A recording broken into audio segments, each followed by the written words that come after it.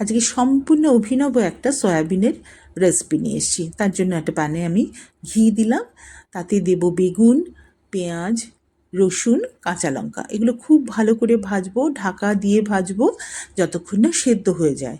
এদিকে এক মুঠো বাদাম মানে পিনাটস আর দই দেব, দিয়ে আর বেগুনগুলো সব সেদ্ধ হয়ে গেছে, ভাজা হয়ে গেছে, বেগুনের খোসাগুলো ফেলে দেব, দিয়ে পেঁয়াজ, রসুন, কাঁচা লঙ্কা, বেগুন সব একসাথে পেস্ট করে নেব। আর এদিকে আমি সয়াবিনগুলো একটু নুন দিয়ে জল দিয়ে সেদ্ধ করে রেখেছি। সেই সয়াবিন থেকে একটু নিয়ে, অল্প কয়েকটা নিয়ে একটু কিমার মতো করে নেব। এখানে না আমি কাঁচা লঙ্কা আর ধনে পাতাও দিয়ে দিলাম। এবার একটু ঘিয়ের মধ্যে গরম মশলা ফোড়ন দিয়ে সয়াবিনগুলো একটু ভেজে নেব।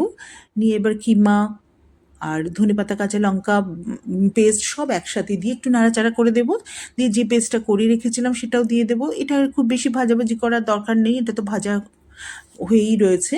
আর একটু জল দিয়ে ভালো করে ফুটিয়ে অল্প একটু ঘি ওপরে দিয়ে নামিয়ে নেব, ব্যাস।